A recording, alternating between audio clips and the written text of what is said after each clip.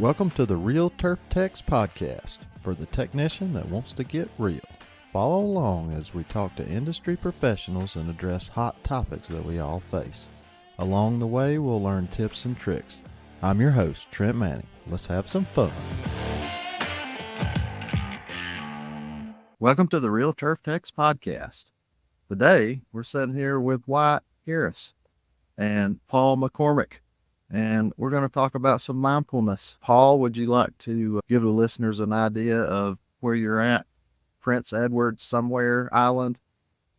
Yeah, thanks so much, Trent, for having me on, and thanks for Wyatt for setting this up. Yeah, as Trent mentioned, my name is Paul MacCormack.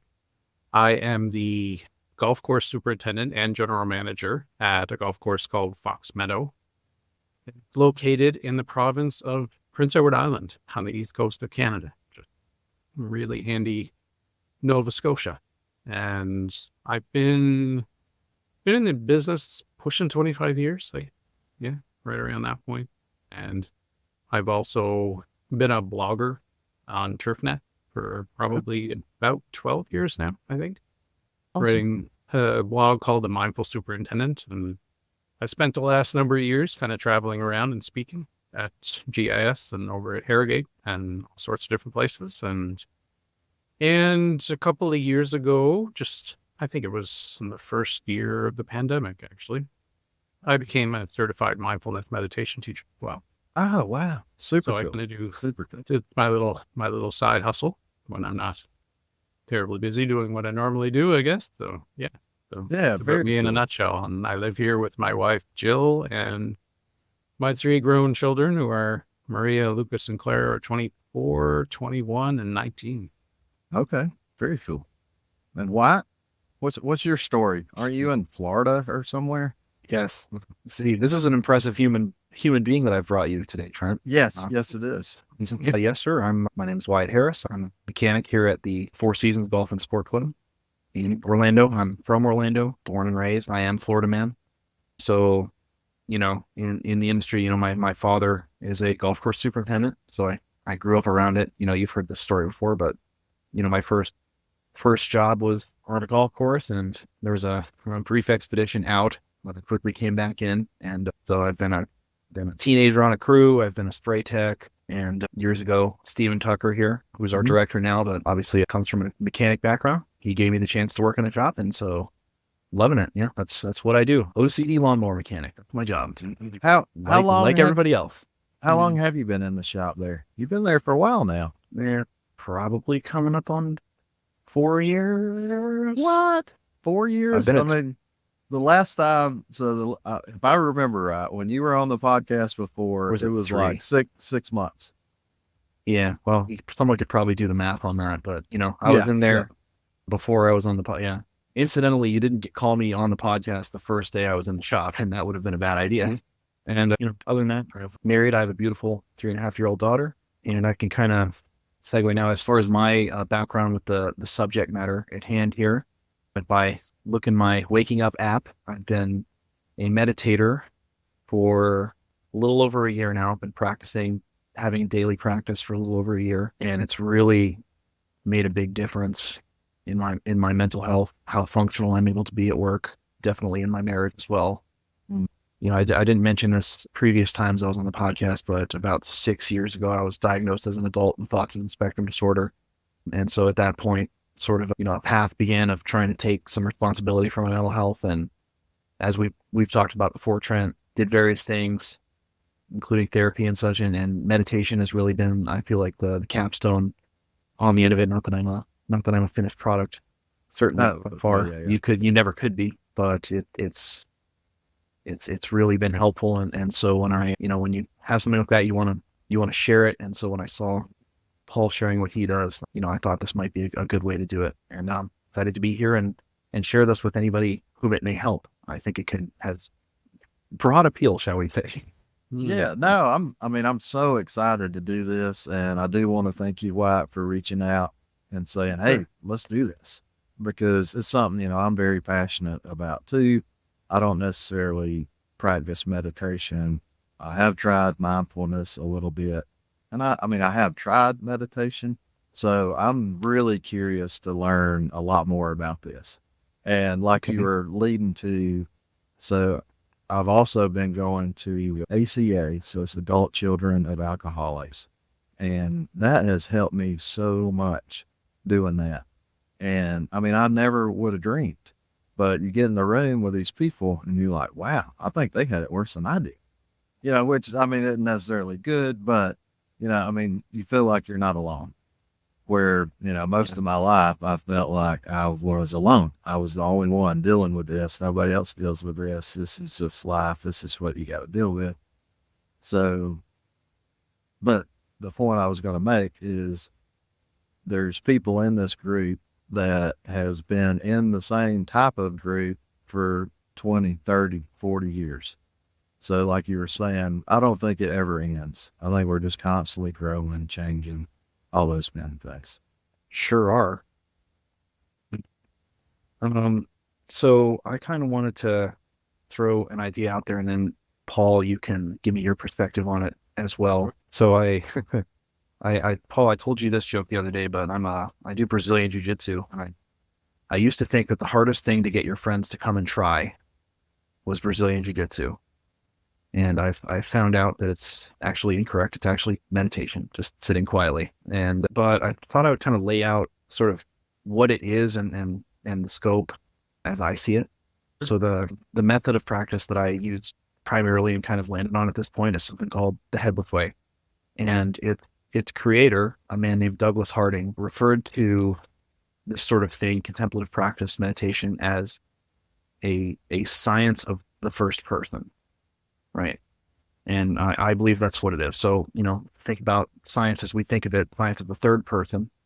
It's objective measurement. It's the means by which, Trent, you and I can take a steel bar and put a micrometer on it, and we can each measure it, see what size it is. And then in some sense, there is an object existing in the world that is 3 inches long, the science of the third person. But I see meditation and contemplative practice as a methodology by which you can, by paying attention, see what it's actually to be you, right? To take time and observe what your mind is like in any state.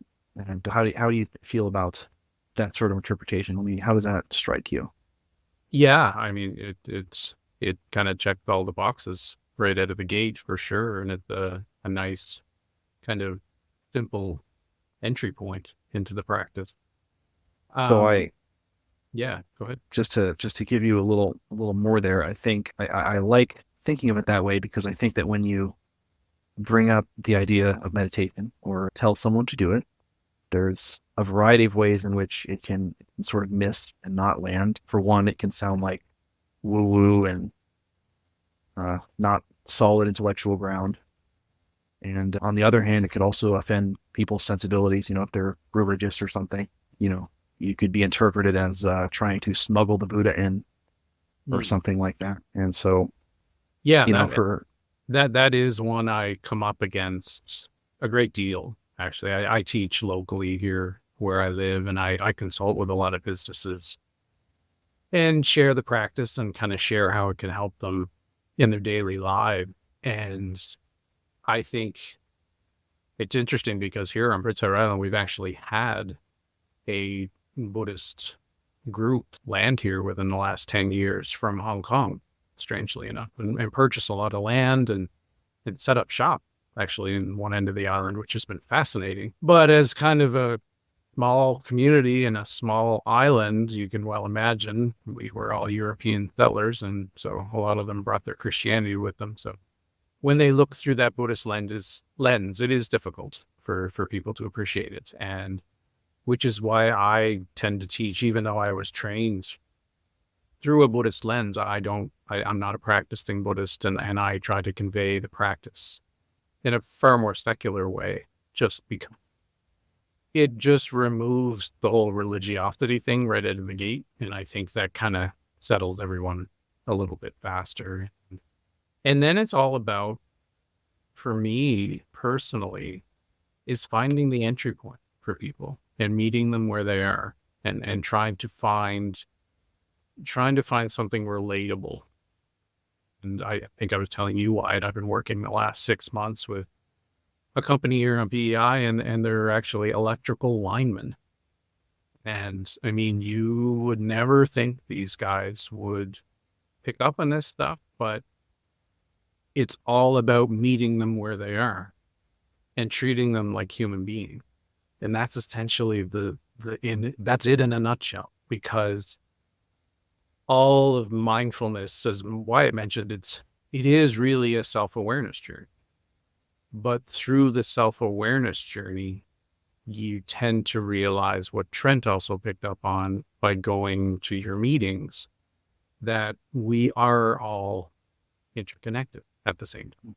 So when you start to look inward and you see your patterns and you see how you struggle with things and you see how these patterns create suffering and for you and the people around you, then you become more compassionate and you become more aware of the others around you, and you can see it and offer compassion and be more understanding and empathetic. And I really think as a leader and a superintendent, general manager, it's been easily one of the most powerful leadership exercises I've done, is really becoming, like, diving into the practice deeper to learn it from myself and then carry that to others.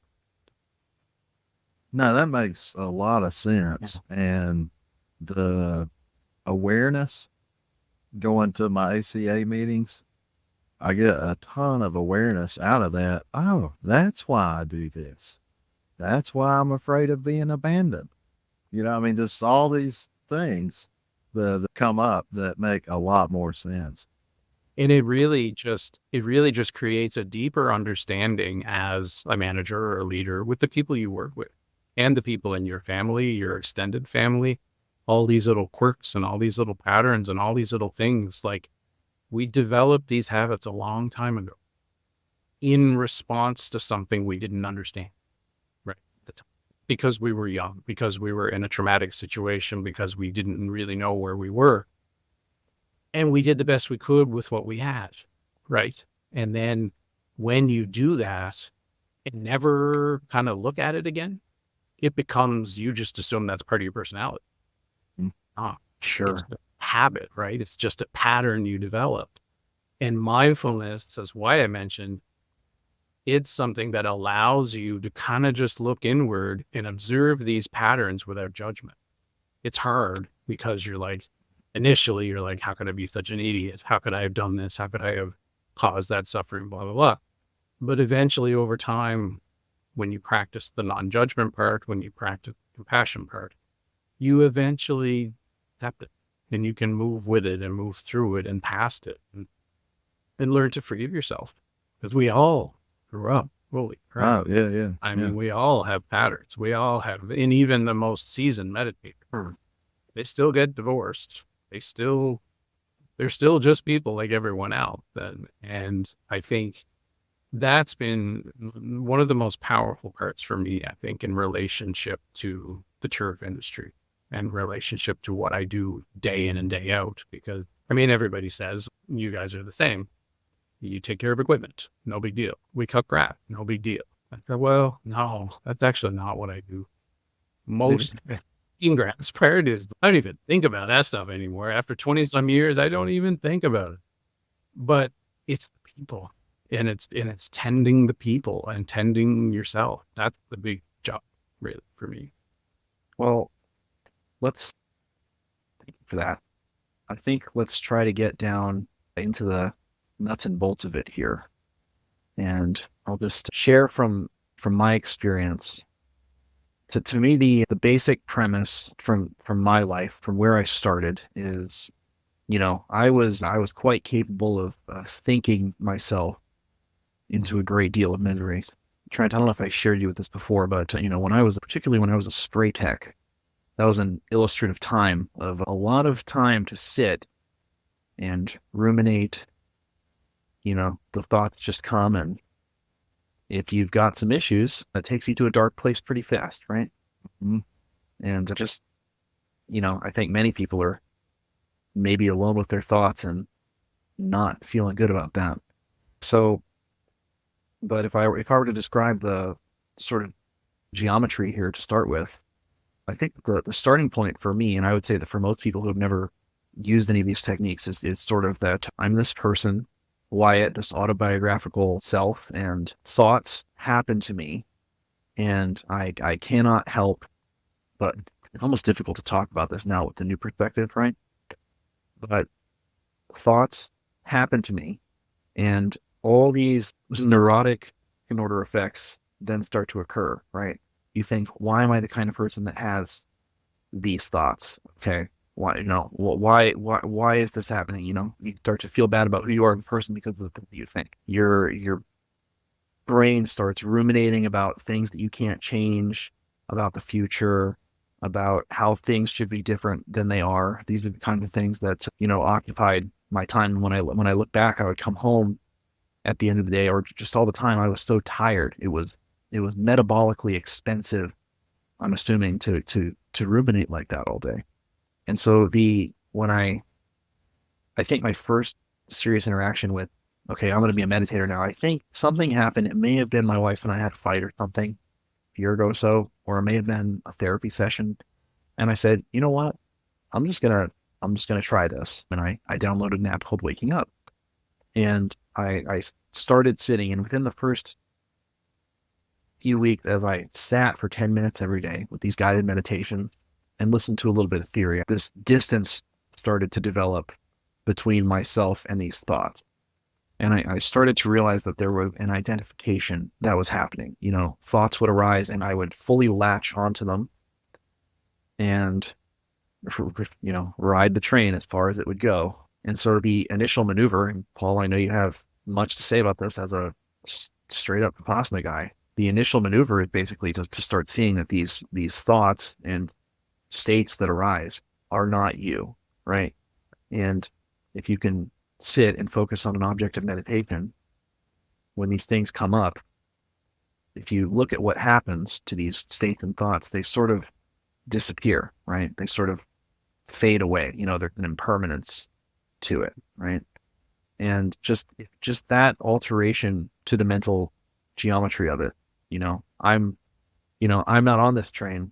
I'm here. I'm self focusing on something, and these things are coming, but I can see that they're going if I don't latch onto them, right? If I simply return. And so just sitting with that for a period of time had a great effect, characterized, I would say, greatly by reduced reactivity in general. That's a big one that happens. So Paul, do you want to pick it up there? Fair assessment and very, very honest and vulnerable at the same time, Wyatt, and thank you for being so articulate about that.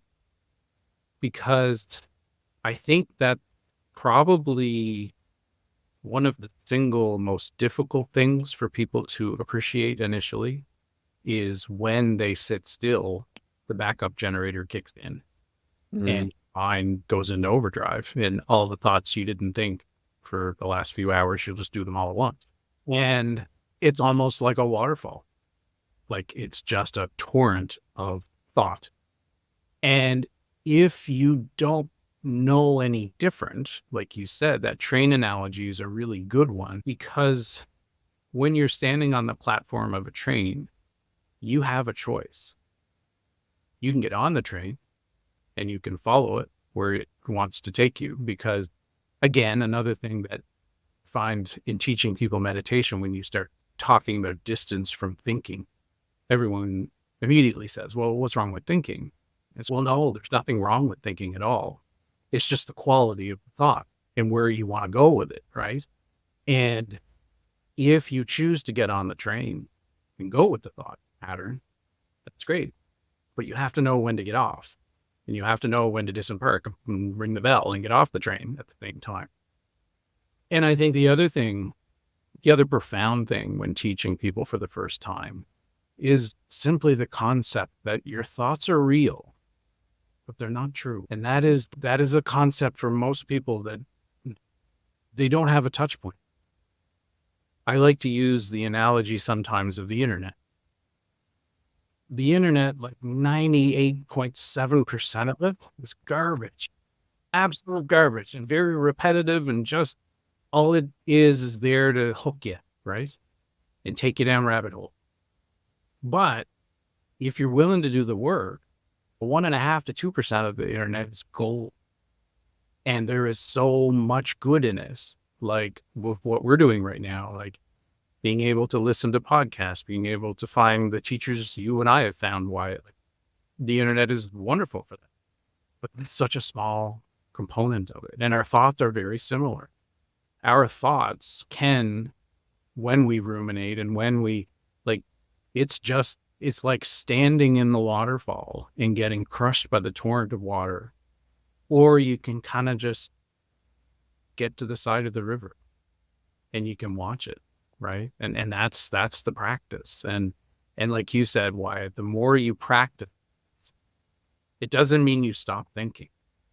It doesn't mean you don't have bad days. And it doesn't mean you don't lie in bed and your mind goes 1,000 miles a minute.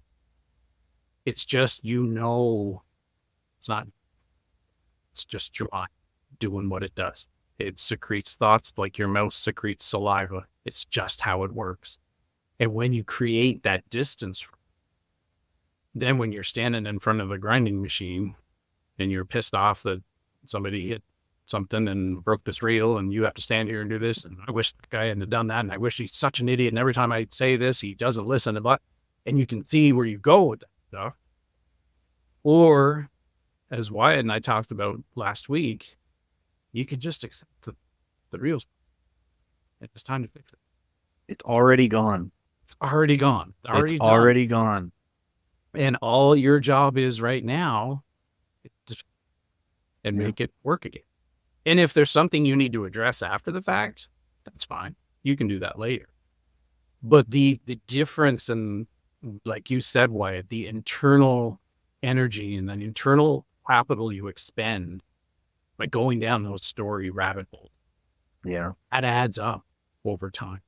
And it colors your outlook on life. It colors how you see people. It colors how you see the world. Is the world a hostile, negative place? Or is it an open, flexible, positive place? That's up to you. And that's all a component of how you choose to think, right? And you also mentioned, Wyatt, the reactivity. And I think that's another place where a lot of people initially have trouble with that because they're not really conscious of the fact that when they get triggered or when someone says something to piss them off, they have control over what happened. Initially, most people are like, well, it's not my fault. He's an idiot. And he did this and he said that, and I have every right to go off. It's a story. You don't have to, right? You can choose to respond instead of react. And that's the difference. And that's what mindfulness allows. There's a potential hair to split there, but I would say that, but at the same time, I would love to hear what you think about this. For me, what I've noticed is that when this practice has saved me, it happens by surprise. You're in a stressful situation. Someone's angry with you. Someone's made you upset. You're in a situation where you're going to react poorly. You just miss it, right? It just gives you a little bit of like breathing room. And it's training, for your mind. And it doesn't feel like it, when you're doing the practice, it doesn't feel like it's going to pay off this way, at least in my experience. You've been doing it longer.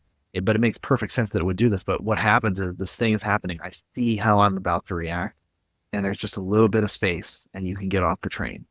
Yeah. And that's the payoff. There's an esoteric side to this that I really enjoy. But in terms of the practical benefit, superintendent, mechanic listening to this right now, why should I give this a shot? I would say, are you reacting how you would like to react in situations in your life? I certainly was not. And I can tell you, and perhaps Paul can confirm here, that one of the things, what'll happen is you'll get in one of these situations and it'll save you. You'll get your space, right? And you can take a more skillful path. And when it happens, you're like, oh my God, it's working. Yeah. And you're right. Wyatt, it is magical when it happens. And again, as you mentioned, I've been practicing for a little over a decade now. people often ask me, well, what do you notice? What's different about you before you did? And that's one of the big ones, is those moments when I would have went a completely different way before. I would have went down the rabbit hole. I would have reacted.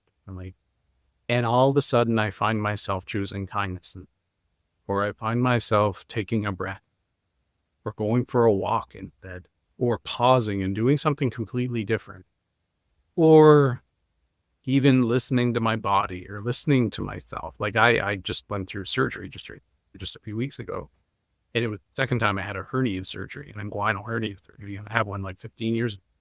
I had never meditated before. And it was a far different experience. I was far more fearful. I was anxious. I kind of forced the issue a lot, and I reacted against it, right, in a lot of different ways. And this time, and Wyatt and I talked about this last week, this time I just felt myself, when I was in the waiting room beforehand, I was totally calm. And I was surprised that I was calm, because I was like, okay, well, you're about to have surgery and there's about to be a nurse come in and shave your belly. This is weird. It's not normal, but I didn't care, and it didn't matter. And I mentioned there was a guy beside me who was having the same surgery, and all there was a curtain between us. And the doctor was talking to him, and the guy, he sounded like he had it way worse than I did. He sounded like it was going to be a little more complicated and a little more of a recovery. And the doctor was asking us, do you have people to pick you up at the hospital? Do you have somebody to take you home? And this guy kept saying, no, I don't have any. He was just a young guy, right? And he worked in construction, and he was going to have to take longer time off. Well, how do I make money? And so all this stuff. And I just found myself just wishing him well, just breathing and wishing this dude well. And I didn't think of myself at all. And again, that was one of those moments where it was just natural for me to do that now. And I would have maybe done that before, but it would have taken me a lot longer to get there. And so I think you're bang on with this notion of just, if somebody's listening and they want to be less reactive, if they want to be, I would also say, if you ask yourself the question, are you good friends with yourself? It's a pretty simple but pretty profound question that most people, when they stop and think, I don't think they like the answer. Like when you think about how you talk to yourself internally, and then those ruminating thoughts, Wyatt, and those rabbit holes you go down, what's the quality of the conversation inside your mind with yourself? Are you judgmental and harsh and really hard on yourself? Or kind of does it just come and go, like water off the duck's back? And a lot of people, they choose A, unfortunately. And I was one of those guys too, like for a long time. I think a practice like this too, it bears mentioning, as you said, you can go down a lot of different theoretical rabbit holes. And it can, especially if you're an analytical mind, you can study for a lifetime and not get a 10th right. But if you're just looking for something that can just make things a little, then you don't have to accept all the theoretical stuff. You don't even have to care about it. If all you're looking for is a little more space, mindfulness can offer that. And your practice can be something intentional, like sitting on a cushion and doing what you do, or it can be as simple as going for a walk in the woods. That's all it needs to be. Anything that you can find yourself, anything that you can be present. So I often tell people, do you play music? Do you love to woodwork? Do you love to do whatever you do? Whatever activity you do, if you can be completely present in it, and it fills you up and really does it for you, it's a form of meditation too. And I encourage people to do more of that. And then eventually, if they get used to that idea, I think sometimes they'll try sitting and they'll try actually meditating. Because as you mentioned too, Wyatt, it's hard. It's hard work. You can go to a gym all day long. There's nothing like sitting alone with your mind. Interesting. So yeah, not just sitting practice, and I would say that the majority, I meditate just for 10 to 15 minutes every day, usually in the morning. That's the extent of my sitting practice, and sometimes I miss it. I think that most of my practice is throughout the day, and I think there's a slight cautionary thing there. I don't know if you've heard things like this, but you hear people describe things as meditation sometimes that are, I would say, not. For example, if I bring this up at my gym, people are going to say, jiu-jitsu is my meditation. Because while I'm doing jiu-jitsu, I cannot think about anything else but jiu-jitsu. Maybe I can use some of your wisdom here. I think that just distracting yourself with something all-consuming maybe isn't giving you the benefit. And I think a little bit of instruction is required to use daily life as practice, I use that analogy more as an entry point, because when you get consumed by jiu-jitsu or rowing or swimming or whatever you want to do, or becoming more aware that you're completely present and involved in an activity, that's meditation. Like that's presence. It's a form of presence. It's not formal meditation, but it shows people what it feels like, because everyone can have times or places in their lives where they lose track of time, or they find a place where I don't remember what just happened, but I know I was completely in it. Everyone has that. I don't care who you are. I don't care what you do for a living.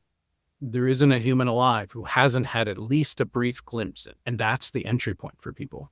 And you can explain that's what presence is.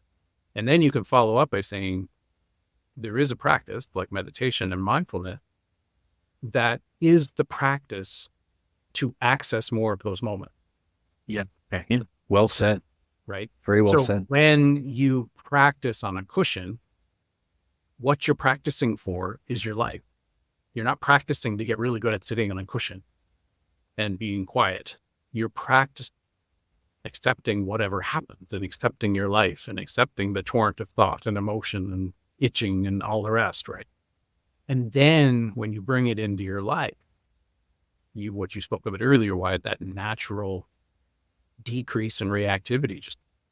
And then after people meditate for a little while and they have that walk in the mountains or on the beach and they have those moments, then like it clicks, right? And then people can really appreciate that a little more, because most people, especially in Western society, the only thing they think about when they think about meditation is like ninjas, Zen priests sitting on top of a mountain with a Bodhi tree beside them. It's not really in our culture, except for prayer, really, for most people. I mean, that would be the touch point for most people. And I will often say that's an entry point as well. It is. It's not formal meditation, but prayer is not much different. You are sitting silently, tuning into yourself, tuning into a higher power of your choosing, and the same thing. And however you choose to access it, that's up to you, right? That's your bit.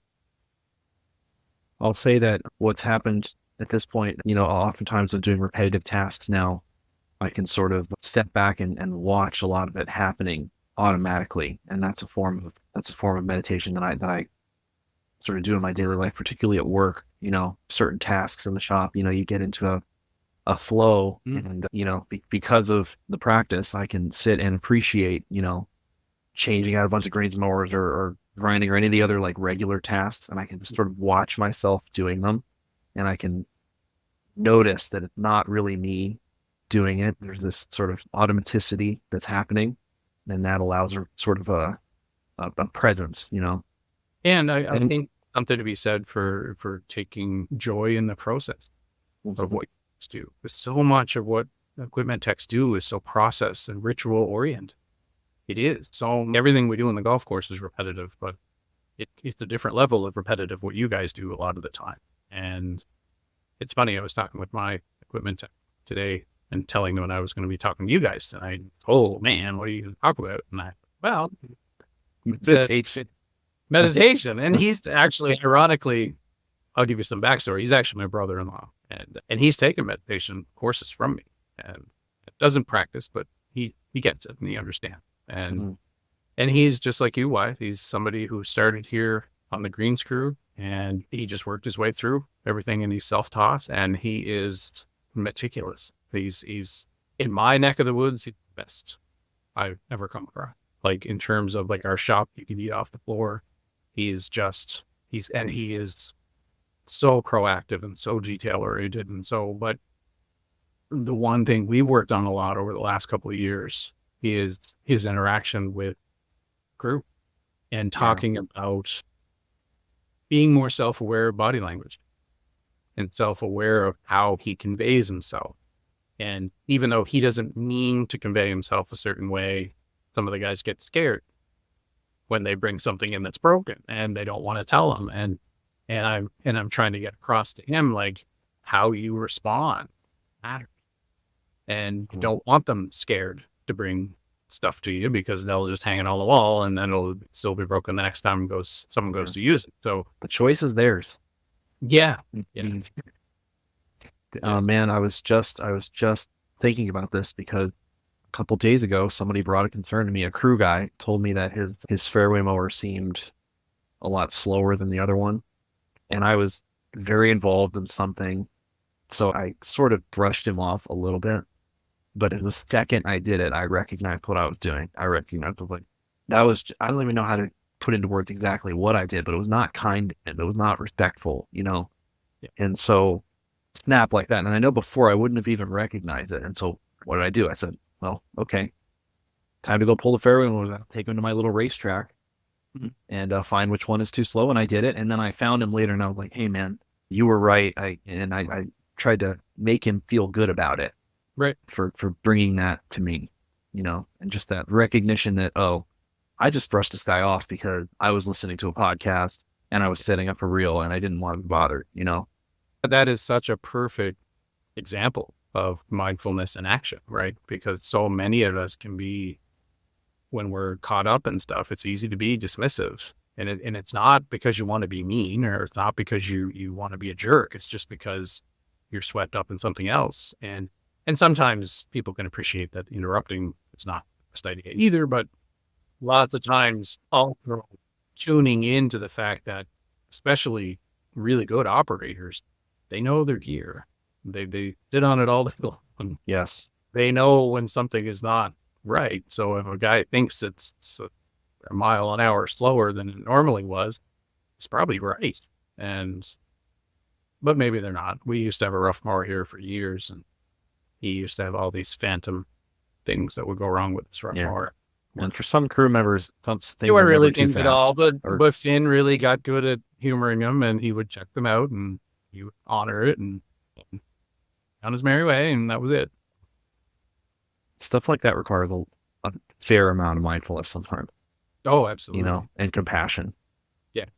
Because you want people to, like, especially like just a crew member, a guy who's working on the crew, the better you can make that guy feel about the work that he's doing. And that's how you get brought stuff when it's broken, first of all. Oh, absolutely. But that's how the whole group of people function as this cohesive whole. And my part as an equipment technician is, you know, being respectful and compassionate to people when they bring me bad news, right? And making people feel good about what they're doing, especially when I do like training and stuff, right? That can be my contribution, you know, to the culture, you know.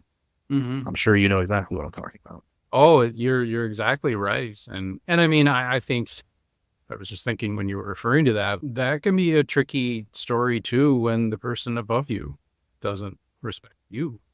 Because I'm sure there's a lot of equipment tech that find themselves in that position where the superintendent may not think very highly of what they do. And it's just kind of, just whatever. I'll just top dress whenever I want, and I'll just kind of screw things up, or I will communicate with you, or I won't let you know what's happening. And thankfully, I think superintendents are getting better at that, but I know there's probably still a lot of them that are great at it. And that's one thing that we pride ourselves in communication a lot, because communication is kindness, like being clear and being like they go hand in hand. They really do. And also conveying why, I think sometimes can be really helpful, because I think sometimes I've seen the dynamic between an equipment tech and a superintendent can almost be like the dynamic between the turf team and the pro shop, and how disconnected that can be sometimes, right? And all that disconnect is you're not communicating, and you're just not talking, and you don't have a shared understanding of what you're doing. Because like you said, Wyatt, a turf team has to operate holistically, because no job is more or less important than any other job.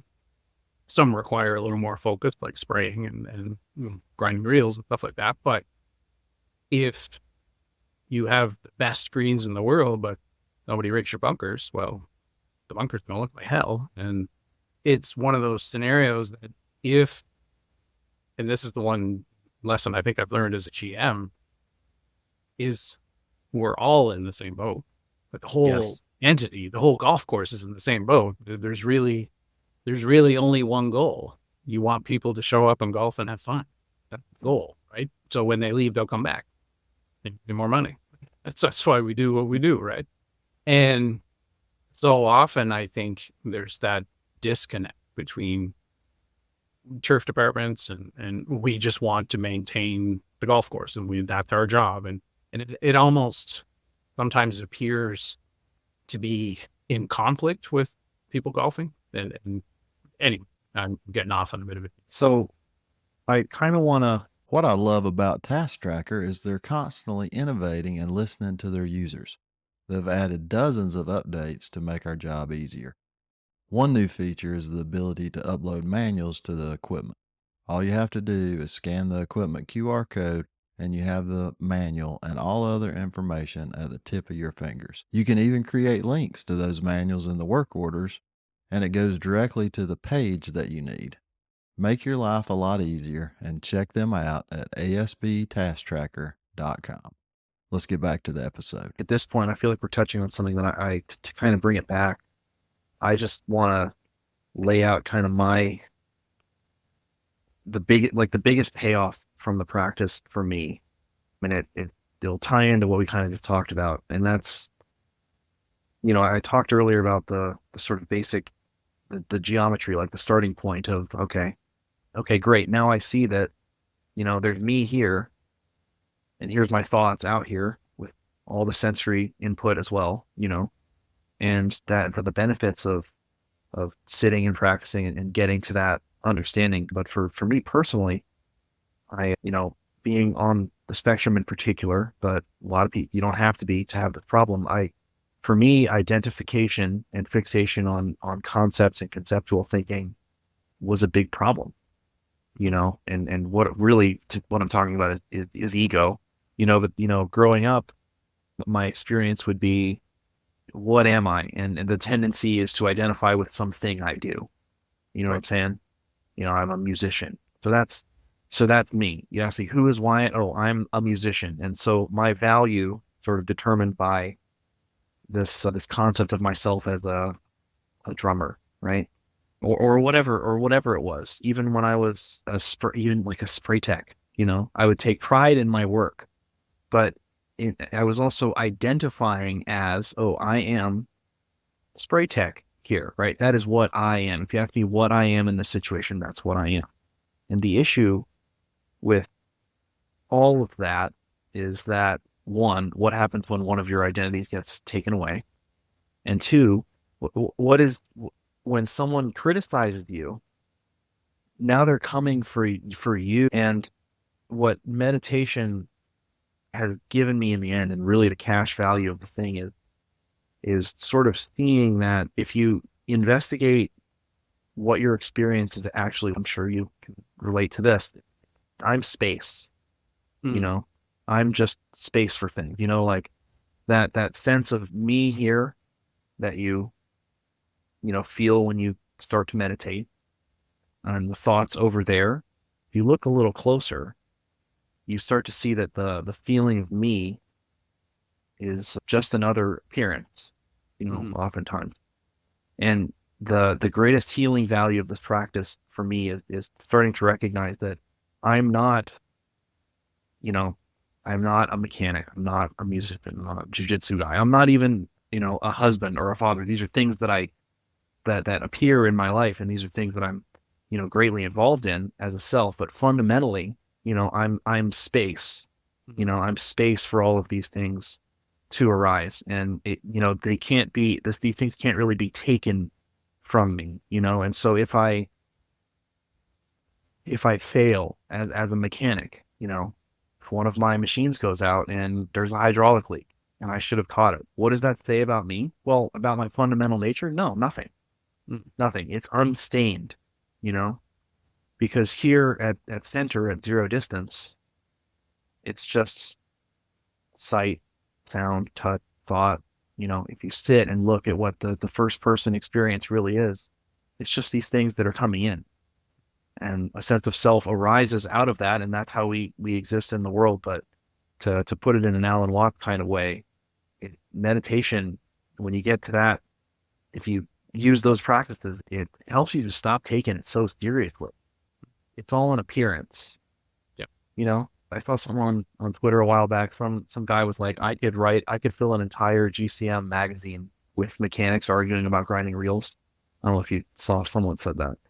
We get so identified with these things. And I bought into it to start. I was like, oh, I got SIP grinders here. Well, I'm in the cult, Right. Let's argue about it. But that's not who I am, None of it's who I am. And everything, I think that a lot of the things you just talked about, the communication issues that happen on crews, first of all, it starts with people over-identifying with this ego that's arising. And when you're over-identified with the center of self, you miss that we're all so in this together. We're all so in this together. We can't, I love that you said the boat thing. I say that all the time. It reminds me of a conversation I had with Stephen Tucker a while back of how, it really is every single person on the crew is just as important as all the others. Like they all at some point in their day have the capability to really mess things up, so everybody's got to be on board. I don't know if you can say anything to that, but. Well, yeah, circling back to, I know it can sound a little ethereal to people when you start talking about space and no self. And again, that's part of that conceptual stuff that you can really dive into. I think what you said about just being able to look at how you define yourself is important. Because again, when we talked about identifying with thoughts, and the same happens with emotions and quirks and patterns, it becomes part of that identity too. And people take it for granted that that's who they are, but not who they are at all.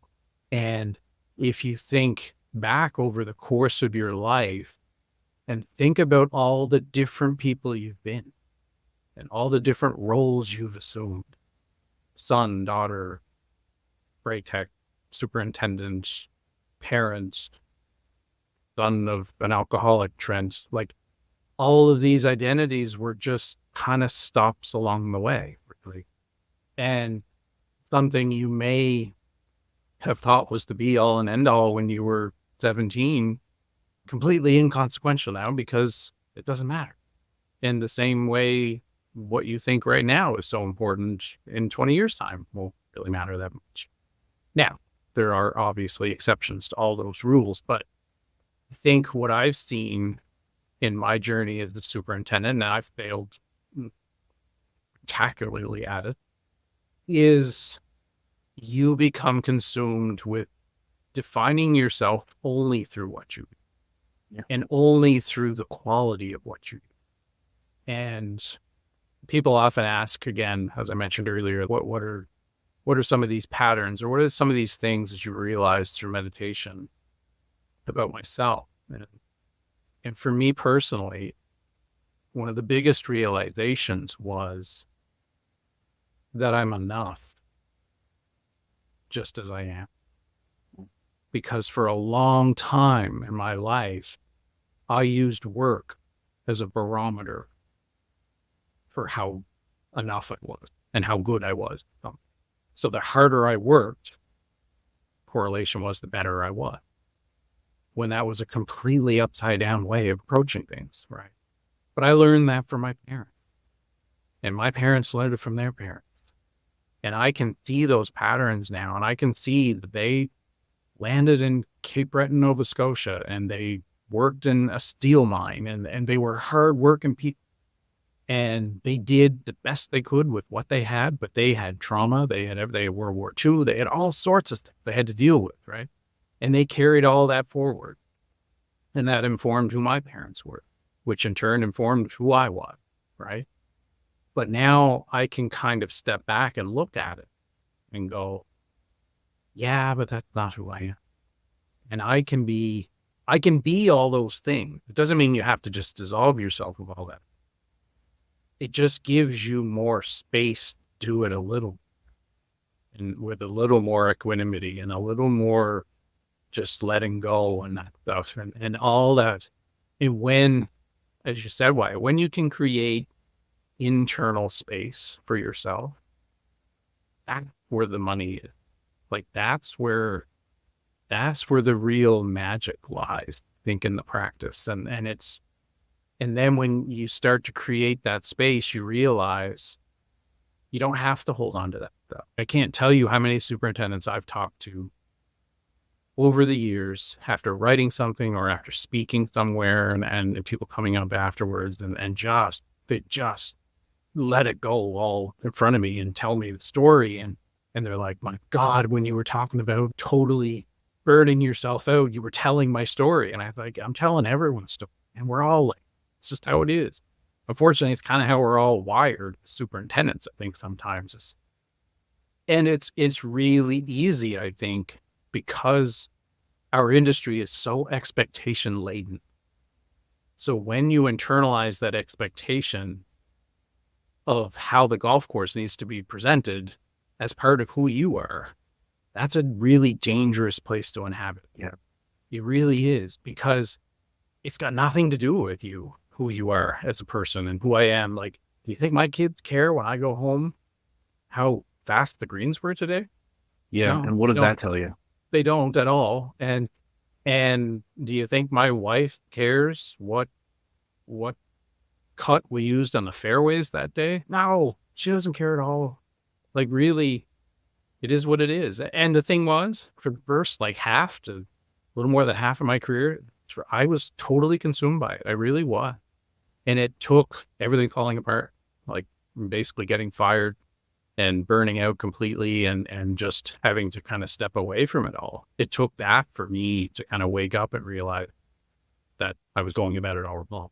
Even though for all its appearances, I appeared successful too, right? And so, yeah, it was the wake up call really for me.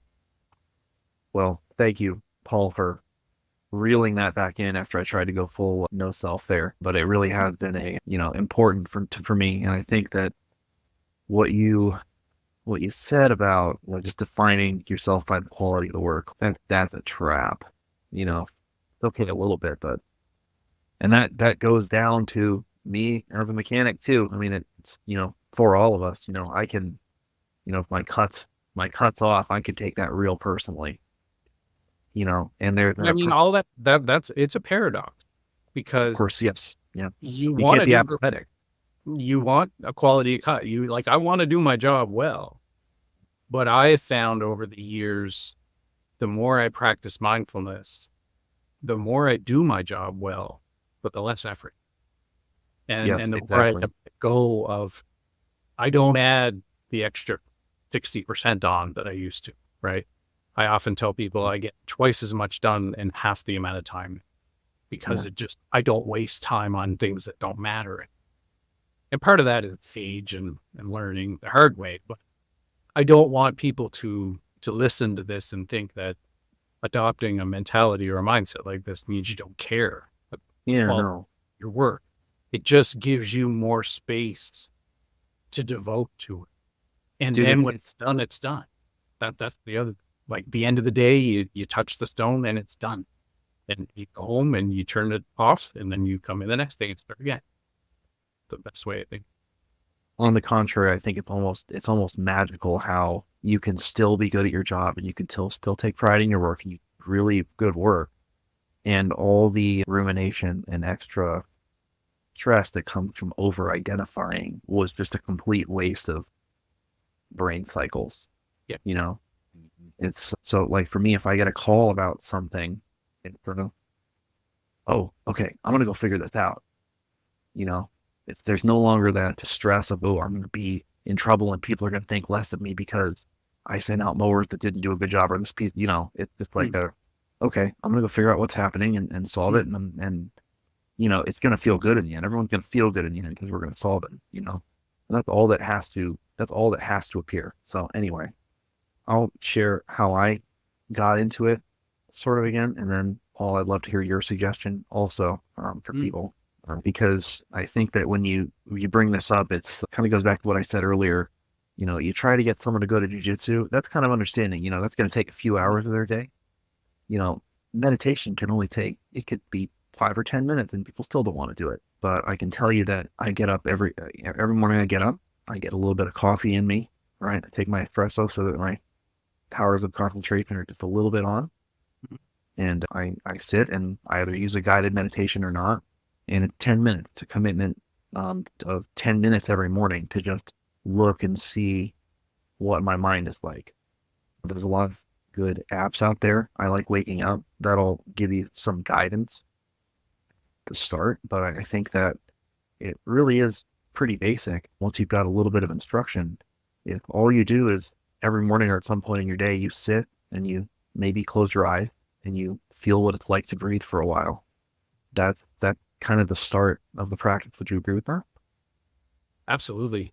And what does your daily practice look like? It ebbs and flows, but for the most part, my day is kind of interfused with a lot of small pauses. But I do meditate each morning before I head to work for usually about 15 minutes. I will intentionally, usually in silence at the start of a day. And then, as I mentioned, I'll intersperse very brief moments during the, like, just close the door in the office and close my eyes and take a few breaths and for 5 minutes. And really, it's almost just like a resetting, like zeroing things out, just getting back to that baseline. And I'll use that a little more if the day is a little heavier. If there's a lot going on and I need to kind of refocus myself, I'll do that more during days like that. But then there's days where not so much. And then generally my evening flows that way too. Like I'll usually get home late in the afternoon and go for a walk, or like physically do some stretching or do some exercise, which again is part of being mindful as well, like moving your body. I think that's important. Especially because we talked a lot about energy a few times. And I think being mindful of the energy you hold in your body in the run of a day, depending on what you're doing, or hunched over a grinder, or if you're kind of underneath something, or like you guys contort yourselves in all sorts of different ways. And I think Sure do. Really thinking about how you move your body after you finish a day's work can be really helpful too, because you just don't know. You don't know where you hold tension until it's too late a lot of the time. And then you develop back aches and knee aches and shoulder pain and all that, headaches. And then generally what I'll do is kind of like hang out with whoever or do whatever in the evening, go on a podcast and have fun, talk with mindfulness. And then I'll meditate again and kind of wind the day down that way with another 15, 20 minutes. And sometimes it's guided, or sometimes it's like a body scan meditation just to kind of decompress everything. Let me ask you this, if you don't mind, just for anyone listening, that start of the day, let's say it's 10 minutes, someone's going to give this a shot. What are you doing? Well, I mean, what are you paying attention to? What are you doing? Yeah, that's up to you. I mean, really, especially early in the day, for me, I've used that time of day kind of twofold. It's A, to focus myself, and A, to set an intention for the day. And sometimes that can be as basic as, I want to be kind to everyone today, or I want to be good to myself today, or I want to take care of my body, anything like that. But then sometimes what I'll do, because inevitably thoughts will creep in and you'll go down little rabbit holes, and sometimes that's okay. Sometimes I've learned to go, okay, well, no, I'm going to go there a little bit, and because sometimes when we sit, a lot of times, another magical thing that happens when we're busy during the day, it's hard to really deep think, and it's hard to find the really, like that gold I referred to earlier, talking about the internet. It's really hard to access that stuff because we're always like right up at the surface. We're not down. And sometimes when you sit, something like a solution to a problem, or a solution to organizing the day, or something that you remembered was going to happen, those things will just kind of pop up. And I find it helpful to, oh yeah, okay, I got to think about that today, or I got to go there today, and I got to really kind of be mindful of that as the day progresses. And that's why it's kind of brief for me in the morning. That's just kind of how I do it. And then if I get the chance, like over the weekend, or I did it a lot over the last number of weeks because I was home recovering from the surgery. I meditated a lot. Like I had the time. So I would sit for half hour, 45 minutes, an hour at a time. And I really took advantage of the break, which was nice. But getting back to an entry point and accessibility for people, there's a few different directions you can go. I mean, a lot of people find it initially easier to try it on their own. And that means using an app. And apps are great because they do have guided meditations on them. They have timers on them. They have bells, they have behavior tracking that can then reinforce what you're doing. And all that stuff's really good. Guided meditations are really helpful initially because it is completely overwhelming to just sit there and shut your eyes and go, I don't know what the hell I'm doing. This is not working. This is not happening. But when someone is kind of supporting you and guiding you and saying, just so you know, all the thoughts and all the things that are happening, it's completely normal. Every human being goes through the same thing. It's all just how it is. And that kind of reassures you a bit, I think. The other thing I think I'd say for people is start really, really small. Start like with a minute. Start with 3 breaths multiple times a day. Just start there. That's all you got to do. And just see how it feels. Just instead of going, like you said, instead of going down the rabbit hole, we're going flying off the handle at somebody, can you step back and breathe and go for a walk or come back and just sit? Can you just practice very, very small bite-sized chunks of presence? And really that is where I would encourage most people to start. And inevitably, if you can sit for a minute, you'll sit for 2. And if you sit for 2 minutes, you'll sit for 5 minutes.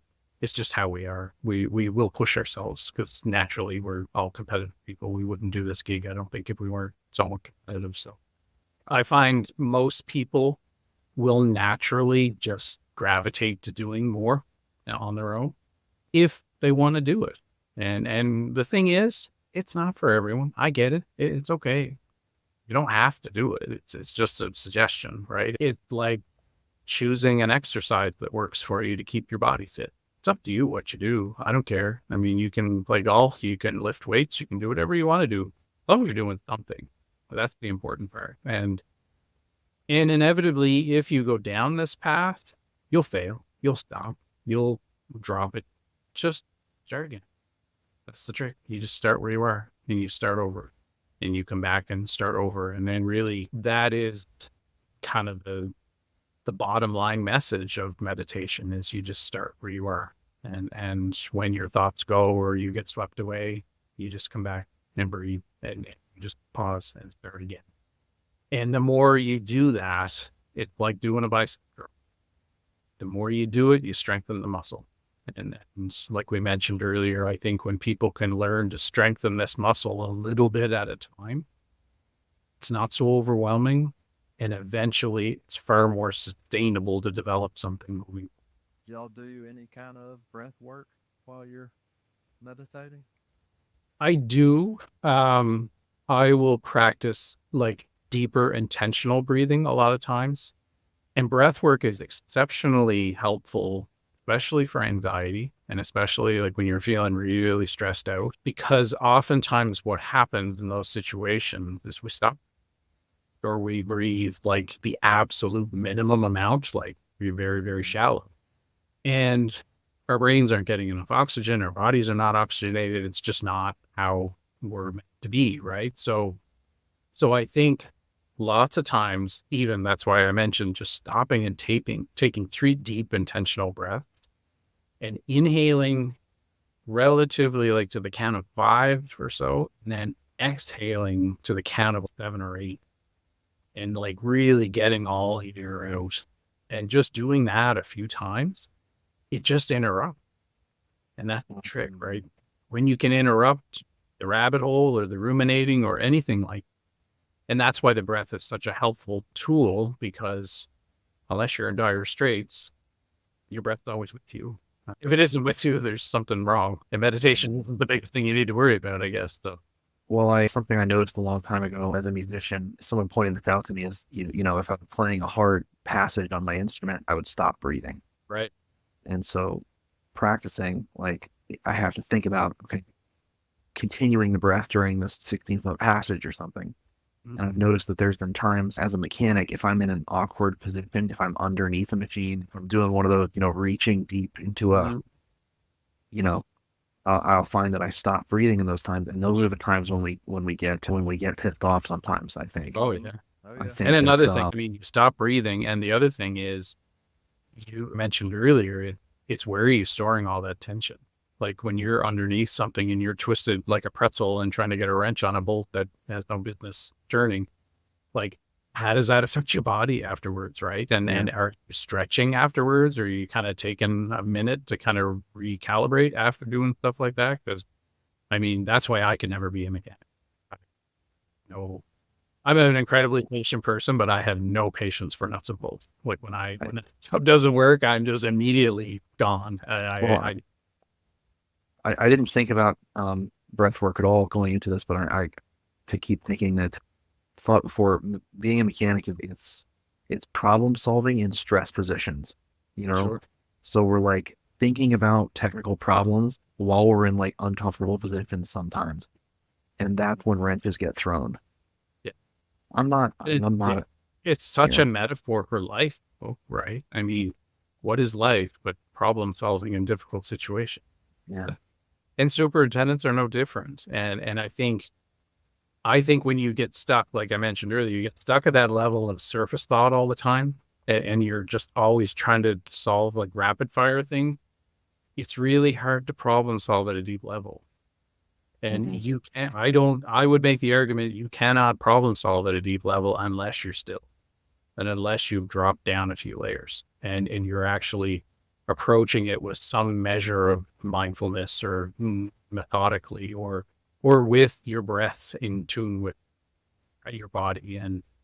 And I have solved almost every problem worth solving on the golf course by just sitting down and shutting up and not trying. And the solution just finds me. Right. I saw your post about that the other day, and I was reminded of something Alan Watts said, where, you know, if you've got a kid in grade school and you're trying to teach him math, this kind of happened to me. He's the kid, I'm not getting it. And so the teacher says, try harder. And what does he do? He does the same thing he was doing, but now he's scrunching his face. Right. You know, and there's this tension holding and efforting and this thing, okay, I've got this problem and I need to focus on it. I'm going to solve it. I'm going to solve it. But all the while, if you meditate, you see that thought just come out of nowhere. Yeah. And if you can sit and be still, you know, if the solution presents itself to you, not surprising. The other thing I would add here in response to you trying to, obviously there's a lot of emphasis on the breath, but the breath is just one object of meditation, and it really can be a lot of different things. When I sit and do like a basic sitting meditation with eyes closed, what I tend to do is I tend to focus on the sensation of sitting, and then secondarily breath. Sometimes the breath is uncomfortable for me. I've got pretty bad allergies, thank mom. And so breathing can be distracting, and And that's and so and I made light of it, but sometimes for certain people, breathing is hard, especially if there's trauma involved in your life. Like it can be heavy and it can be difficult to sit and just breathe. And so that's why, as Trent mentioned, you can use sensations in your body. Sensation of sitting. Sometimes you can focus on your hand or your feet. They're two very energy active places in your body. The other one you can use sometimes is just the sounds in the room. Just the sound of a clock or the sound of a fan or something. And each time you get distracted, you just come back. And in the training I received, those are they're called anchors. It's just where you anchor yourself, where you come back to. I would say another sort of complication sometimes is that the breath is automatic but also voluntary. And there can be this neuroticism that happens where I've experienced this, where I'm focusing on my breath, but the problem is I feel like I'm controlling my breath and I don't want to be doing that. And so my original workaround was just like, well, this is just this is breathing while it feels like I'm controlling it. And it would just be mindful of that. But as I shifted to focusing on body sensation for a basic sitting meditation, so I'm sitting in my chair and I'm feeling what it feels like, the gravity pulling into my chair. And secondarily, the breath is happening. This thing can happen where, okay, now I feel what it's like for the breath to just happen. And that's very interesting. And Paul mentioned sound. Sound is great. What the great thing about sound is it really you really can't control it, especially if you're sitting outside. I think this is why nature is great. That bird's tweeting and you don't have a damn thing to do with it. And for me, it's illustrative of, it's the same thing as thoughts. Okay, the thoughts are coming out of a black box. Okay, the point isn't think less or change your thoughts. If you've got, thoughts that are toxic, that's what therapy is for, in my opinion. Trying to edit what's coming out of the black box if there's ugly things coming out of it. But for meditation, all we're doing is sitting and focusing on some arbitrary object, right? And seeing the thoughts come out and recognizing that we're not them. And so that can be focusing on the breath, sitting, sound. I've never tried smell. I'm sure you could do it. I've never tried it myself. Yeah. Yeah, it's funny, practicing the headless way, it's highly visual, but there does seem to be a hierarchy of senses. Obviously, humans are primarily visual.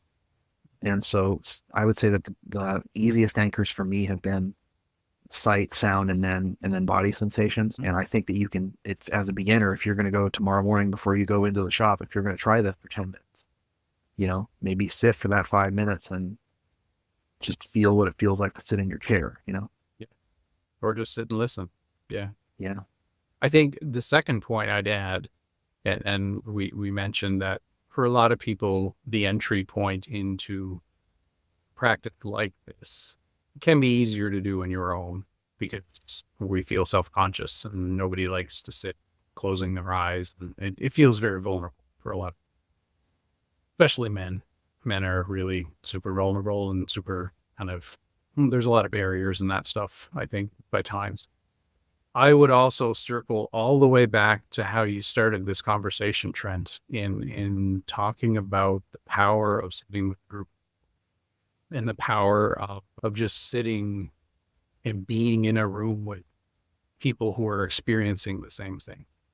And there is something very ancient and very communal and powerful in that too. And it's an essential part of Buddhist practice. And when people sit together in stillness, incredible. I've only done it a few times in my life. I attended a 7-day silent retreat with 100 people, and we sat for 6 hours a day, and it was crazy.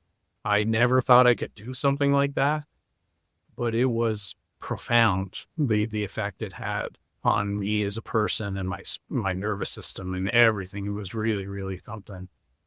So if you're up to it, you can probably Google it and find somewhere in your community someone who's teaching, and you might find a group that probably would welcome you with open arms and would love to have you come and sit and learn and be part of what's happening. So I would encourage people, if they feel up to it and feel like that's something they may like to try or may like to try eventually.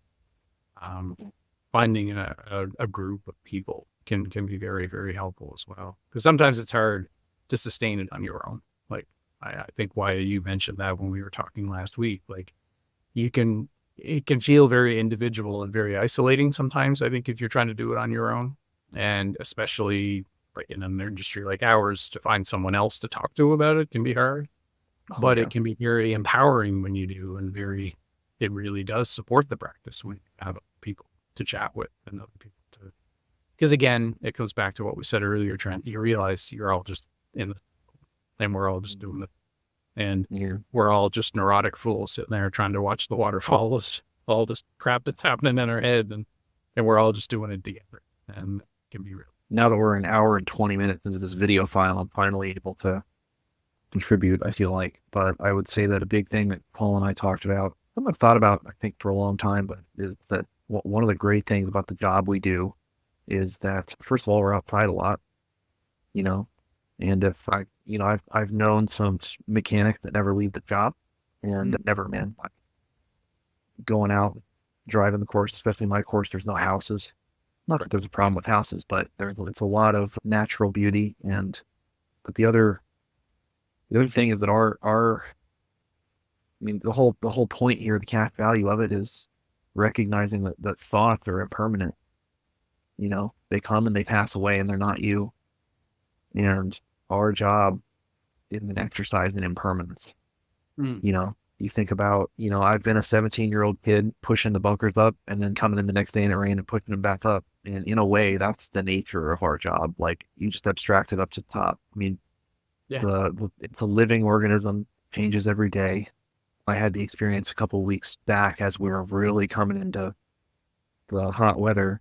1 week my green mowers were not scalping anything, and the next week nothing changed. They were just growing way more, and the thatch got to a point where they just can't do it anymore. Got to raise height. We got to verticut. That's it. Okay, it's summer. Yep. So I felt cool and identified all winter with, cutting really low and having these fast greens, and then suddenly, okay, that's gone. And that's everything. It's this living thing.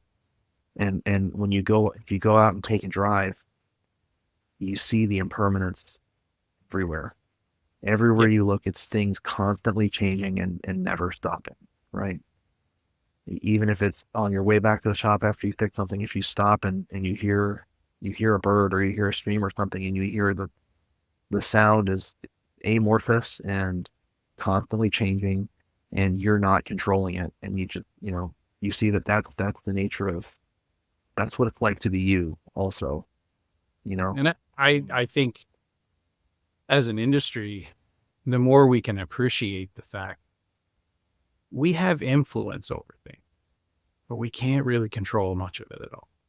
We spend a great deal of time and energy trying to control things we have zero control over. Like, I often get a kick out of it when people talk about, on the superintendent side and the agronomic side of things, about talking about microbes and talking about how we're going to dump a whole bunch of microbes in the ground. And I'm like, do you really think we can do that? Really think we have that much power that if there's a million of a certain kind of microbe underneath your foot, you think spraying something is going to change that? I don't really think it does. Now, that's just my opinion.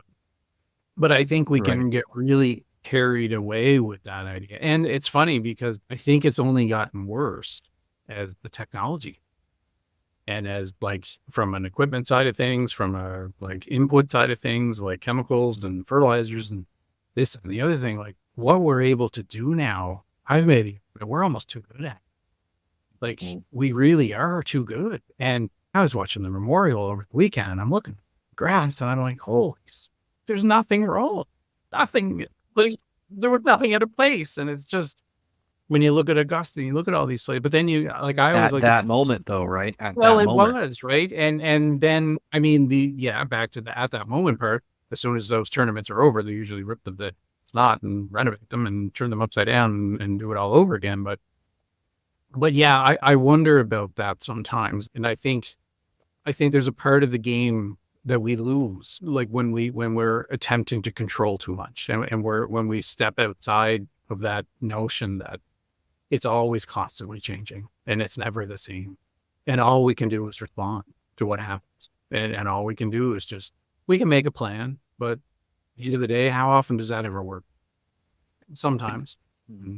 And you mentioned Heidek, like your mowers being bang on, Wyatt, like superintendents are the same. Like I could count on one finger probably a moment over a season where I could sit in my favorite place and look out and go, you know what, everything is exactly how I want it to be.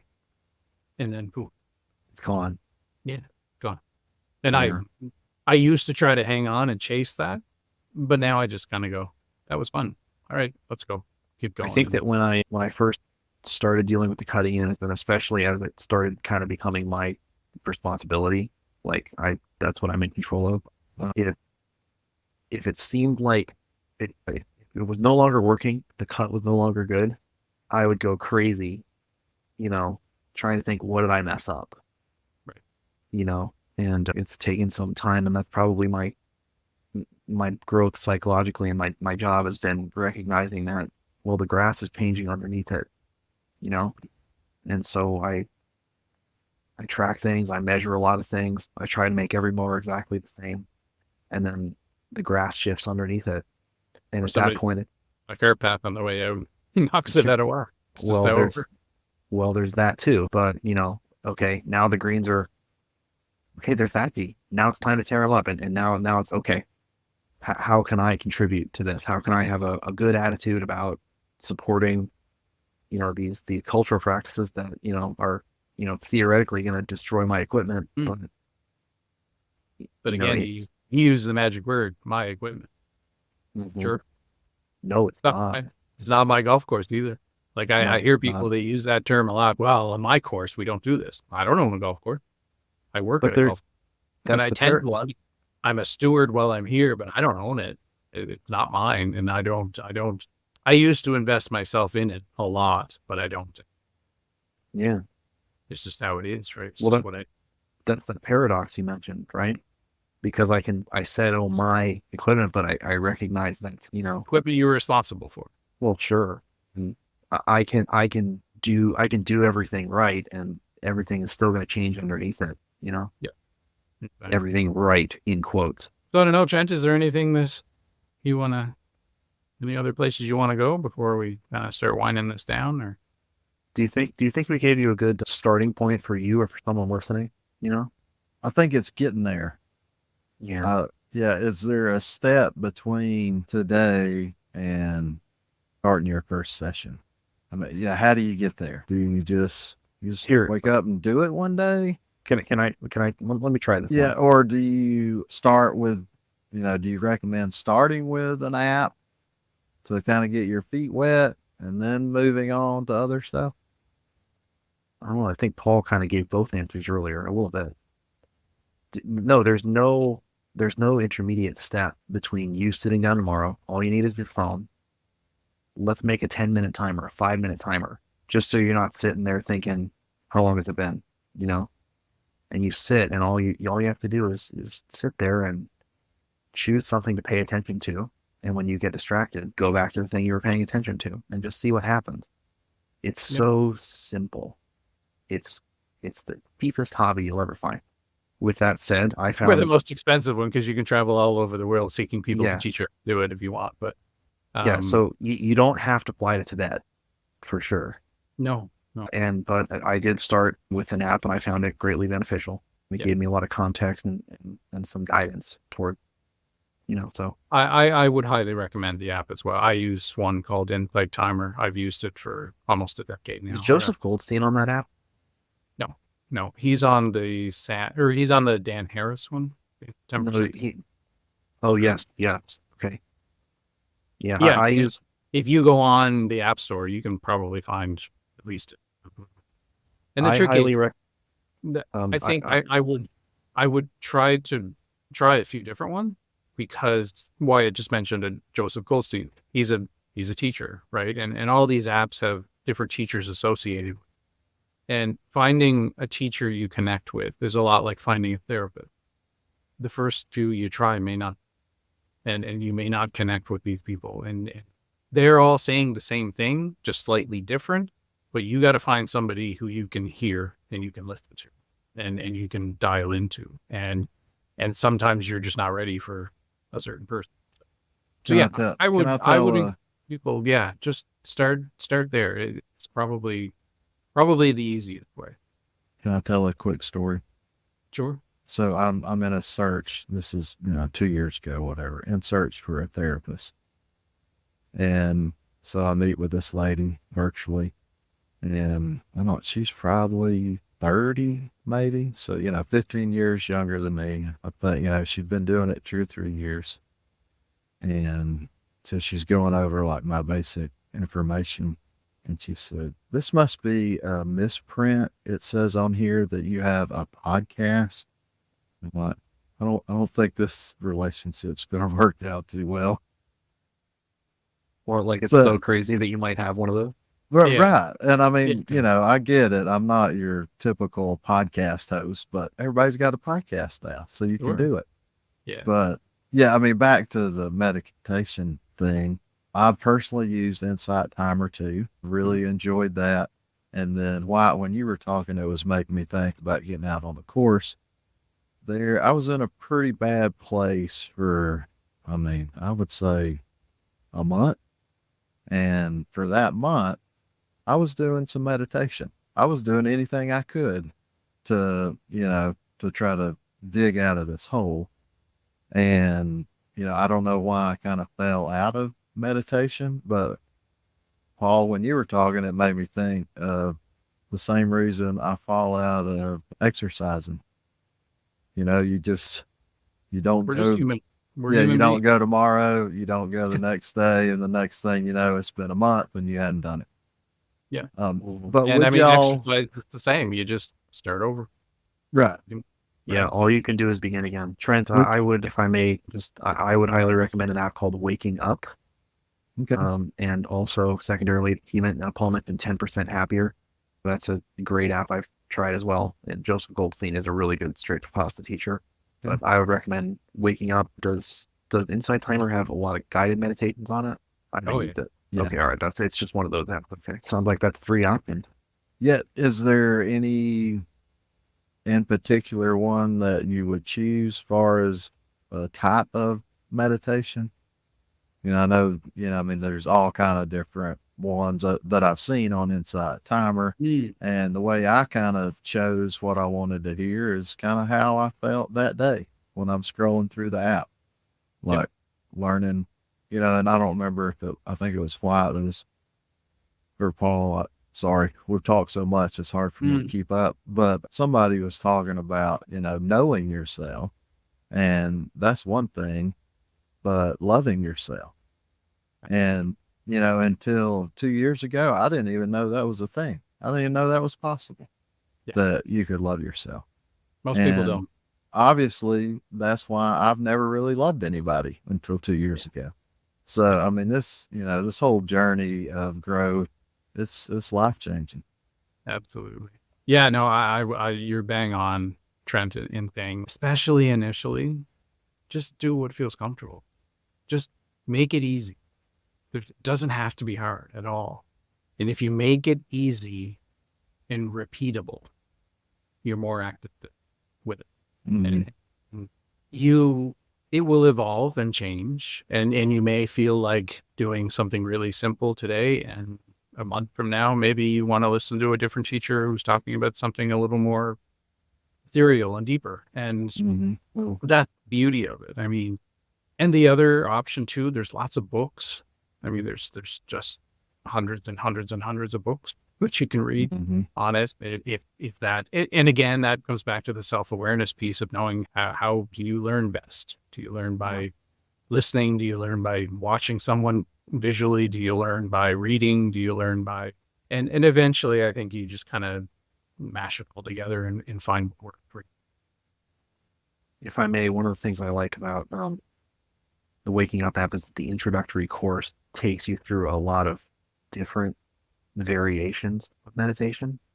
So early on, it might be a straight up sort of Vipassana style, sit, return to the breath, focus on object of meditation. But then you might be introduced to something like metta, loving kindness meditation. You kind of mentioned that, but I think that's a great practice of, sitting and feeling, compassion and love for others and for yourself. I think that's a great practice. Yeah. And the other thing I'll say that my experience of shopping teachers is that I'll listen to different teachers for different purposes. There's some that are very active. There's a teacher, Locke Kelly, that I'll listen to sometimes. Great, but it's pretty technical. Like I think of it as it's sort of like mental yoga. He's sort of instructing me to get into these different states and perspectives. And I don't do that at 4:30 in the morning. It's not what's called for, and I don't have the concentration for it. But I think that's probably one of the advantages of an app is that you can kind of shop and get your feet underneath you. Well, I don't remember who it was, but I was listening to someone that meditates a lot, and he said he struggled when he first got into it because he didn't think he was doing it right. And he was doing it over and over and over again. He's, this is wrong, I'm messing up. And then he says he finally finds out there's not really any right or wrong way. There isn't. It's simply the intention to do it. And that's the most important part. It's just like you mentioned, Trent, like loving yourself enough to offer yourself the gift to say. And that's really having that intention and showing up and starting over when you fail and just keep it. That's the most important thing. Because the goal, again, is not to become an Olympic level meditator. It's not what it's about. Mm-hmm. It's about living a better life and being kinder to yourself and the people around you. If you want to boil it down to that, and who doesn't want to live a life? And the more you do it, the less you'll suffer. And everybody wants less suffering in their lives too. So, I mean, when you kind of distill it down to those simple like phrases, it doesn't have to be any more deceptive or technical or anything. It just can be what you want it to be. And as long as you can show up and do it over and over, that's where the magic is. It's just loving yourself enough to take the time for yourself. And it is kind of cumulative. Very much so. Yeah. Very much. That's because your power of concentration will eventually, it's just like working a muscle, right? The more reps you do in the gym, the stronger your muscle gets. And the more reps you do on a cushion, the stronger your mind gets. And then the more focused your mind gets, and the more disciplined you get, and the more clarity you will find. And like the less reactivity, you'll be friendlier and more loving to yourself and people around. Like those are all just the things that happen naturally when you do it. And you have a basic intention of all that stuff, but it's not something you're trying to do. It's just happen. And that's the gift of it really over time. How about this? You mentioned, Paul, you used the term Olympic level. I've definitely heard that kind of term before, and this thing can appear to be hierarchical or goal based, and it really just is not. Again, from something we get said in the Headless Way is, I can't see, but I don't have a head any better than you can.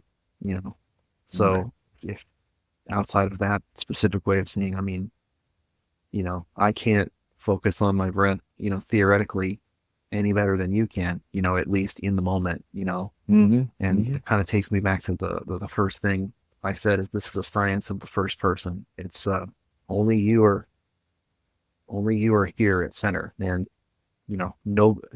I can't see it better than you. You know what I'm saying? Mm-hmm. It's all about your first person perspective and figuring that out. So the idea that you can do it wrong, I really like what Paul said about it's just the intention to do it, and for all the that competitiveness over time, it's really just another form of judgment, like judging others and judging yourself and judging how well you're doing, and that, again, that's just a habit, and just recognize that habit. You go, you know what? Sometimes it's good to be competitive. Sometimes it's good to get out and do things and play games and sports and have fun. But if you're a slave to that all your life, it's tiresome. Well, I can have a pretty obsessive tendency, shall we say. And one of the things I really love about contemplative practice is that it is obsession resistant. Not that you can't obsess over it, but it loses like the effect if you obsess over it. You know what I mean? You know, if you start getting some benefit from it, you know, if you start fixating and obsessing over it, it loses the effect a little bit, and it can just become a new ego center, you know? So I would say that it's just another, you know, like Sam Harris would say, just yet another thing to be mindful of. You know, if that guy you described saying, wow, am I doing this wrong? Mm-hmm. Okay, well, that's just a thought. That's a piece of language. There's probably a body sensation associated with it. And it's kind of, it comes back to this joke that, you know, you ask a Buddhist, what's the meaning of life? And they say, who's asking? It's pointing back, right, to the space, right? That's it. You know? Cool. Why, one thing you were talking about how, you know, this helped you not react. And something I thought when you were saying that was, did you notice that initially? Or was it, you know, after you didn't react, you know, 10 minutes later, you said, wow, I reacted different than I did last. It's been a mix of both. So sometimes there's been a few situations where, you know, my wife and I have had conversations that have gone better than they used to, you know? Mm-hmm. And that's to her credit as well. But there is that realization. But then I would say that the main thing is you see it about to happen, and then it's like pause. It's like a pause menu. It happens, and you're like, oh, I don't have to get on the train, you know. And that happens. That happens pretty.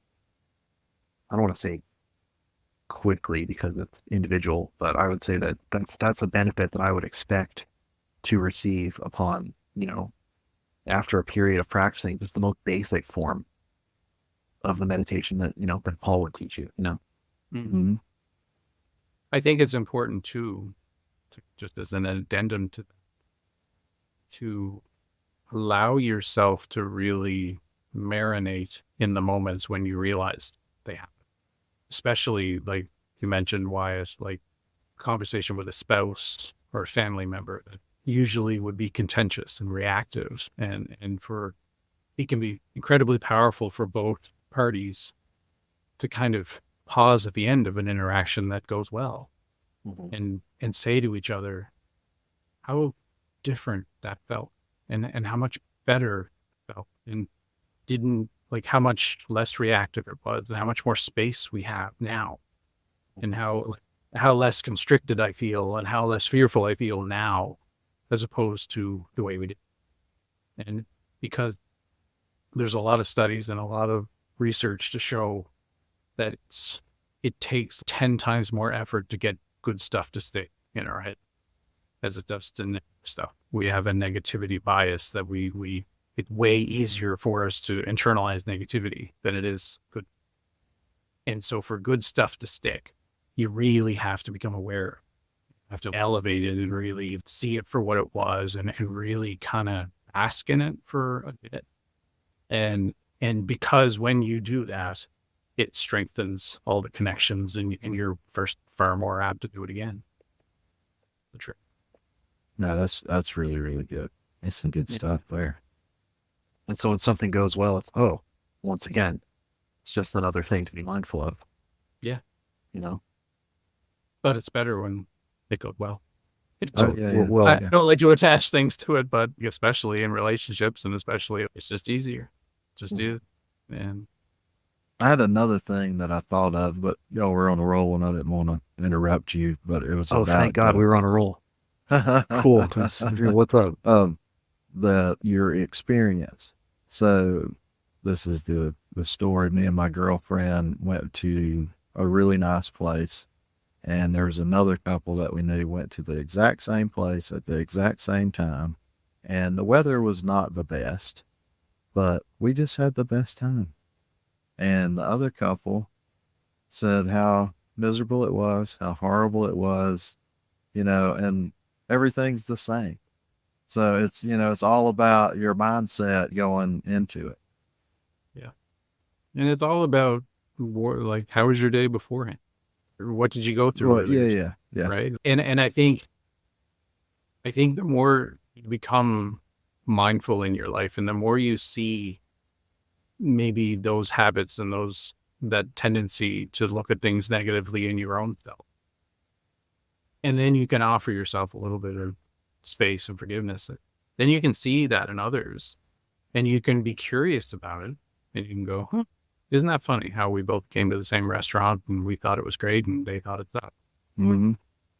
But that's all. You can just be curious about it and you can go, yeah, well, you know what, maybe they just weren't in the right frame of mind, or maybe they got allergic to something last time they were eating that stuff. It could be anything, right? Right. But then you just let it go.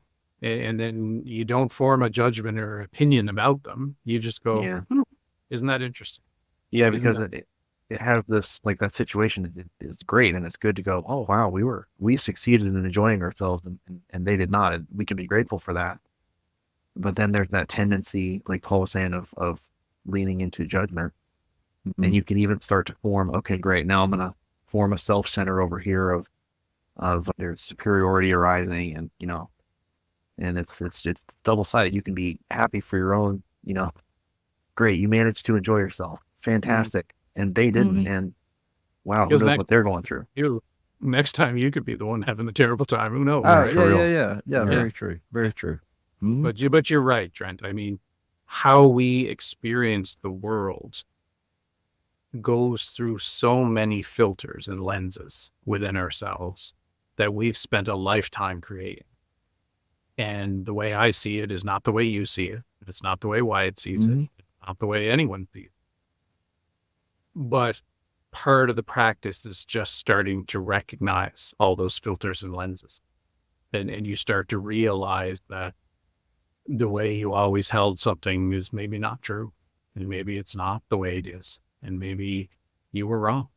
And fine. Oh, yeah. And you can adopt a different viewpoint, or you can let go. You can let go of an opinion. That's another big part of it. Letting go of the need to be right. And letting go of opinions. Because again, when you really consciously look at our opinion, they're not ours. We just borrow them from someone else. We saw it on the news. We read a book. We picked it up from parents. We just put it in our back and we carry it with us, right? But it's not ours. We didn't. It wasn't an original idea that I'm a conservative Republican or a left-leaning Democrat. It's just something I figured out along the way, and my parents probably told me it was a good idea to do it this way, so I do. Mm-hmm.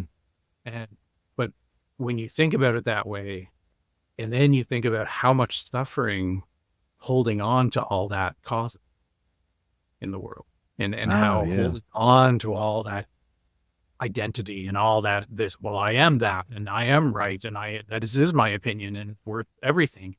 Mm-hmm. Like, how much suffering does that in our world? Yeah. It's it, right? It's all of it. It's what causes wars. It's what causes suffering, like poverty. It's what causes everything. And it's just our desire to attach ourselves to something and feel like our opinion matters and that we need to be right, which in the end of the day, when you're lying on your deathbed, doesn't amount to a hill of beans. Yeah, no, that's some good stuff. Yeah. Good stuff. Anything else y'all want to add before we wrap it up here? We talked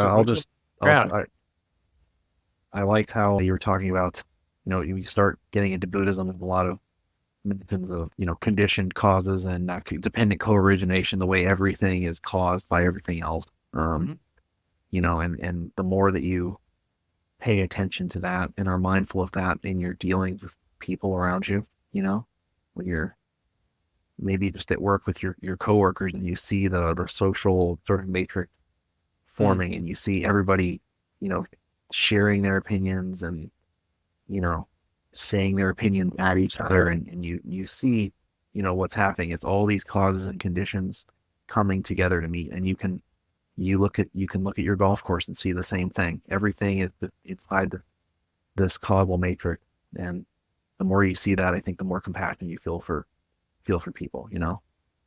For sure. Dude, thanks for letting us talk about this.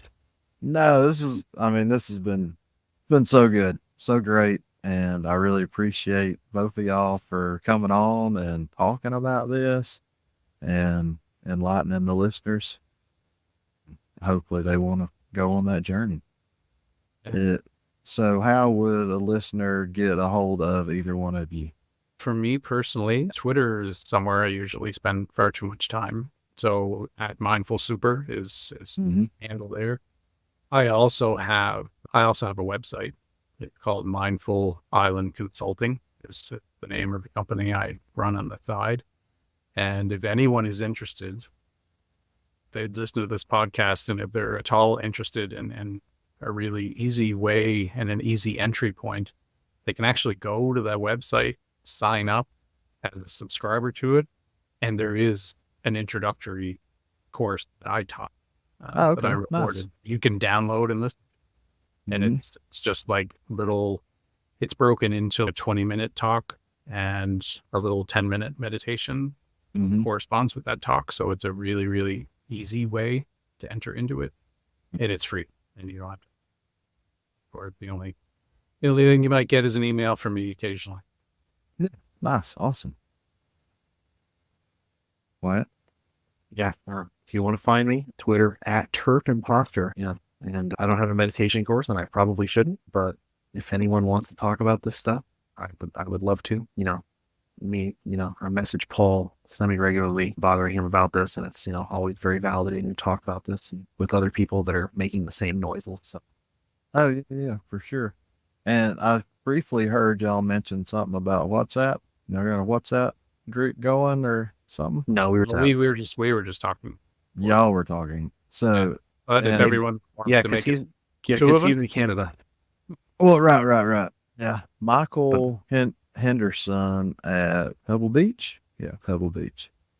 He recommended to me at Christmas that we do a mental health WhatsApp group, and I'm all for it. I just didn't set it up, and I kind of feel bad about that, But so anyway, that will happen before this episode drops. And if any of the listeners are interested, you can find me on Twitter or at realturftex@gmail.com. Thank you again, Paul. Thank you, Wyatt. I can't appreciate you enough. Much for having me. Yeah, thank you. All right. Thank you so much for listening to the Real Turf Techs podcast. I hope you learned something today. Don't forget to subscribe.